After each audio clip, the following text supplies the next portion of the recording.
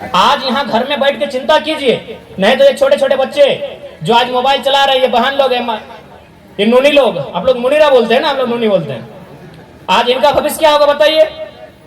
आज तो आपके पास चले खेत है, आप यहाँ बैठ गए हैं, 20 साल बाद क्या लगता है आपको यहाँ कंपनी नहीं आएगी? खेत घट रहा है, कंपनी बढ़ रहा है। हमको पहला बात सुन लीजिए, बहुत कोई बोलेगा कि हम कंपनी से हमको दिक्कत नहीं है। कंपनी में जो नियम बने वो रैयत के फेवर में बने, लोकल के फेवर में बने, वहां के जो जिला के लोग हैं उनके फेवर में बने।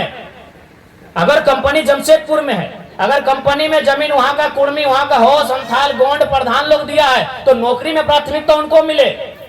आप राजस्थान से लेके आएंगे नौकरी करने के लिए, आप गुजरात से लाएंगे नौकरी करने के लिए, तो तकलीफ होगा कि नहीं? हम कंपनी का विरोधी नहीं है।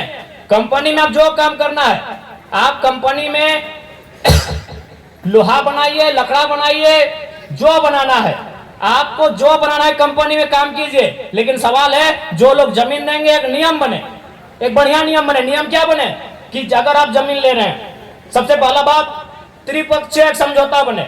एक पक्ष सरकार, चूंकि सरकार आप गार्जियन है, एक पक्ष सरकार का रहे, एक पक्ष कंपनी का रहे, तीसरा पक्ष जनता का रहे।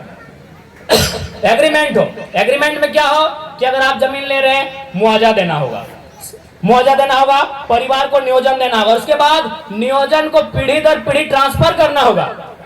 ऐसा नहीं है कि चलिए इसी जमीन में कोई फैक्ट्री आया, अगर इसी जमीन में कोई फैक्ट्री आया, चलिए ठीक है हम जमीन दे दिए, बदले में इस पीढ़ी को नौकरी मिल गया, लेकिन 30 साल बाद तो रिटायरमेंट है।